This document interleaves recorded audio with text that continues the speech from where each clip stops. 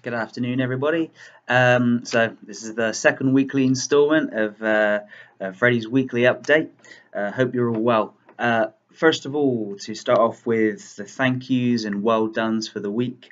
Thank you very much to Katrin for providing that wonderful cake. Nice little lemony thing, I think it was. Lovely, lovely buttercream icing. Absolutely dangerous. Felt a bit sorry for you because obviously giving a load of people a cake just after breakfast and there's a room full of nutritionists also like, oh, should I, shouldn't I? It was very, very nice. Sorry that I just eaten my breakfast. I didn't want to eat it just then, but I can vouch for its excellence. And obviously, luckily, we had Tom there as well, who's obviously in a bulk up phase. Hashtag big man thing. Right, good. So, oh yeah, also thank you very much to Gary and to Matt for providing some excellent resources. Gary's presentation is now up on Moodle, which I'm sure you'll all agree had some excellent graphics and some really good content in terms of getting across ideas in the form of a quiz. And Matt's real practical service station and fast food resources should be really useful for everyone, potentially informing your own resource creation or even just as a fallback rather than reinventing the wheel. I've added one of my own as well, which is probably a bit old now, maybe a little bit outdated, and definitely nowhere near as visually appealing as Matt's work. One thing I would say potentially about the motorway service station one in terms of the simplicity of the messages is that sometimes maybe it was a little bit oversimplified in terms of just sort of saying this brand is good and this brand is bad. I find that sometimes, I mean, potentially working with a big group of athletes when you haven't got a huge amount of time, that might be what you want to go for. But I do prefer to educate athletes on why they're making certain choices, because otherwise people do fall into a really bad habit of thinking, well, anything I get from Mercado or anything I get from Leon is going to be really healthy. When in actual fact, look at the energy content of a lot of them, particularly if you've got avocado or eggs, they're not going to be suitable for a lot of athletes who have body composition issues. So just something to think about. Again, have a little look at mine, have a little look at Matt's, and as with anything in nutrition, put your own spin on things. Take what you will from different people, and try and put your own spin on it. Cool. Right. So main message for today is just to provide a little bit more clarity on the assessments. I know these are a while away, but the first assessment on the vegan athlete is actually just coming up on the 22nd of March. So definitely good to be thinking about that. I'm surprised I didn't see a few more of you here today, to be honest.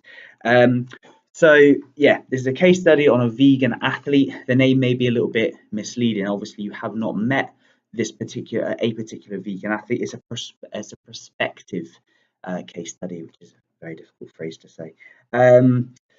So you need to put together a needs analysis. Again, this is a prospective needs analysis, the kind of things that you would consider, the kind of questions that you're going to ask, and potentially the any actions you are going to take to find out information in terms of food diaries. What is the athlete consuming? What are the pitfalls? And then how are you going to assess whether or not the athlete is actually falling into those traps? And then you need to provide an explanation of the particular physiological needs of this vegan hockey player, and then a scientific rationale for your intervention. Like I said, that's coming up on the 22nd of March. Think about the things we've discussed in previous sessions, specific needs analysis, and a specific and detailed timeline in terms of when you're doing what, or at least when you're asking certain questions. The second one, which isn't until May, I dread to think who knows what the weather's going to be like then. We've had summer and winter and spring already in the past couple of weeks. But yeah, looking forward into May, we have your menus. So you need to do on the 10th of May a 7-day menu for a camp that you are supporting as a nutritionist. That also needs to provide some information and some evidence that you've considered health and safety and food safety issues. So my perspective on this is you could take that one of two directions. You could either provide a menu for the athletes and coaches. So this is something that's fairly standard when athletes are traveling, for the main reason that athletes like to be familiar and have an idea of what it is they're eating. And if you give them a bit of a plan, things are more familiar easier to tolerate for those who are less adventurous. And or you could also provide information for kitchen staff or the chefs, providing them information on what it is that you're going to be providing to the athletes in terms of those menus, and any kind of like health and safety considerations to consider. That as well is going to be accompanied by the scientific rationale. So the first bit is for the layman, someone who's non-scientific, and the second bit is to show that you've done your reading. So yeah, think about that, either providing menus to athletes and coaches, but then how are you going to fit in those food safety messages? Think about the spin, because obviously they're not preparing the food, but they should be considering certain aspects. Or this could be for chefs, for catering staff, and obviously they will know certain things, so you don't want to be sort of too patronizing to them. So think about how you put that message across. All right, thank yous done.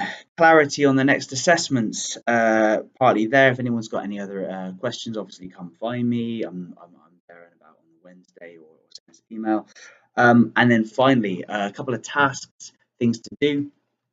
I would strongly suggest you get on the UCAD Advisor course if you have not already done this. This is a free,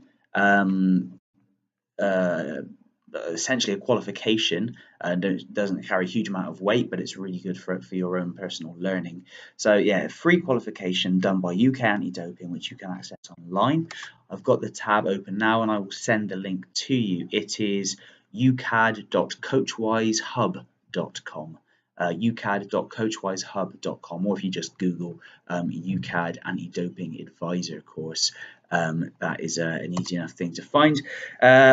I can't remember how long it takes. It's been a while since I've done it myself, so I might need to refresh it. But it's multiple choice, quite easy, but do pay attention. Probably like set aside half an hour to an hour to do it. You do need to pay attention to the easy questions, but a lot of the multiple choice questions are actually not amazingly obvious and insultingly simple, but actually you do have to read what it's asking you. So don't just try and do it while you're watching TV. You might mess it up, and you only get a certain number of opportunities to take it before they stop you retaking it. So yes, I would advise you do that. I would also advise you get familiar with informed-sport.com, informedsport.com with a little dash in the middle. And get used to looking up ingredients and looking at what their batch number is. Again, there'll be some stuff on that in terms of what they ask you to do in the UCAD qualification, and also getting used to globaldro.com. The reason I'm picking up on these particular this week is Katrin and Tom. Well, Tom's going to present, but Katrin and Tom both involved in preparing a presentation on the dangers of inappropriate and irresponsible supplementation use in rugby. So as part of that, I often advocate not only giving them information, but making things interactive and asking your athletes to potentially search a supplement that you give them and ask that they demonstrate all of the due process that they need to show UCAD if anything was to go wrong and they wanted to try and plead their case that they didn't mean to do it and it was inadvertent doping. Strict liability means that they will still normally serve some kind of suspension, but it can be brought down and heavily reduced. So what you would do is you'd go on informedsport.com, look up the batch number, cross-reference that with the batch that you happen to own, take a screenshot, take a photo, email those to yourselves, and you've got some information there. And this is the kind of thing that you can be teaching athletes to do. Right. Very sorry to go on. That was actually meant to be quite a quick one today, but it's evident I like the sound of my own voice. Right, so well done, Gary, Matt, and Katrin, and Tom for all the excellent eating. I'm sorry, I don't mean to be mean. I just thought it was funny. And then clarity on the assessments. Hopefully that is a little bit clearer. I realise it's a while away, but please do come and find me if you've got any questions, because then we're not rushed towards the end close to the assessment. And then to do, please, everyone, ASAP, get on the UCAD Advisor course, particularly Tom and Katrin, because this is invaluable information that you need to pass to your athletes to keep them safe. All right, thank you very much. Have a good weekend. Take care. Bye-bye.